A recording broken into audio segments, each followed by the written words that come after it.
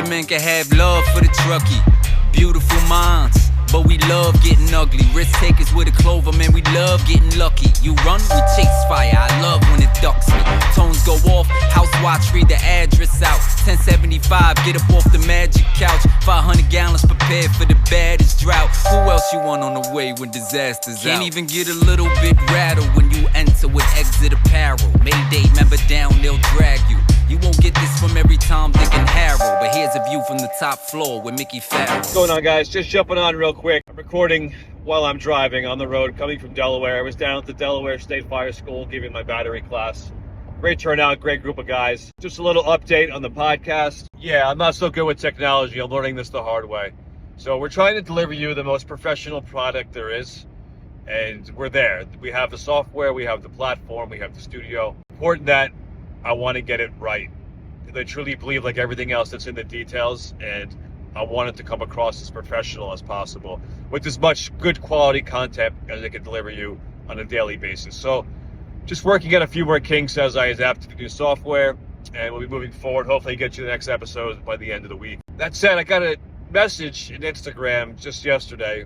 I figured we'll talk about it. Someone reached out and was asking me how to vet training, more or less, right? He asked about snake oil salesman.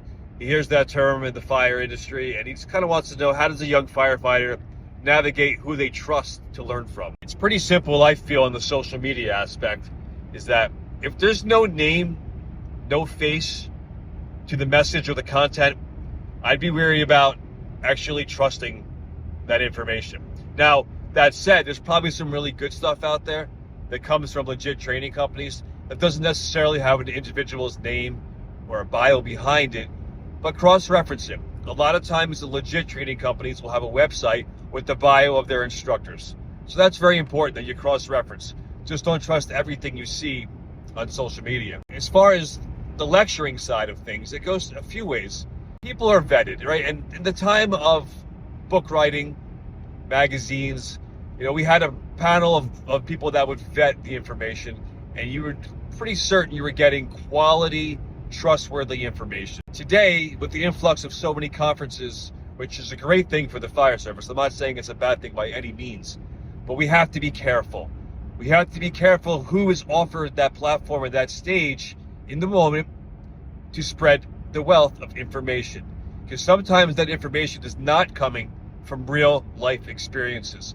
And when I see real life experiences, more importantly, real life mistakes. Often get the question, when do you know it's the right time to be an instructor? Or when do you know is the right time to put a class together and teach? Well, for me, it's when I realized that I made enough mistakes in my life that I can kind of compile them together and come up with the answer for a lot of it and pass on that information through the series of mistakes that I've made to the next generation coming in, with the hopes of they will still make the same mistakes, but they'll have the answer as those mistakes are made. This kind of follows suit with the idea of aggressive firefighting. On the hand side of things, we're so quick to teach aggressive tactics, right? But we're losing sense or losing sight of that. A lot of times, aggressive tactics comes from understanding what aggressive firefighting is. To me, there's no such thing as being an aggressive firefighter. There's aggression within firefighting, but being an aggressive firefighter comes from making mistakes, compiling those mistakes into one, learning from those mistakes, and then ultimately moving forward progressively with the answer to those mistakes. And in time, you build confidence. And with confidence, you will build aggression. And aggression on the fire ground, on the fire floor, and floors above comes from experience. That's simply it. There's no way around it.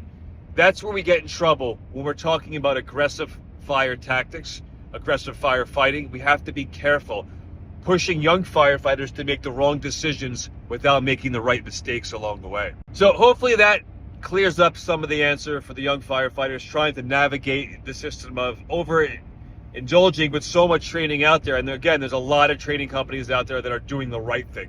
I can think off the top of my head at least 5 that are extremely trustworthy. Just be careful. Like I said, if they're putting content out and there's no cross-reference of who's putting it out, be wary of that and maybe steer clear of those pages, those social media contacts, or those training seminars where it's not full disclosure.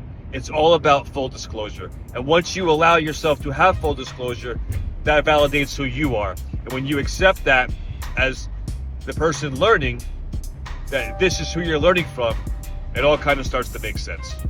All right? So hopefully that clarifies it. Hopefully that guides you. And hopefully that'll put you in the right path for success. All right, guys. Mickey Farrell.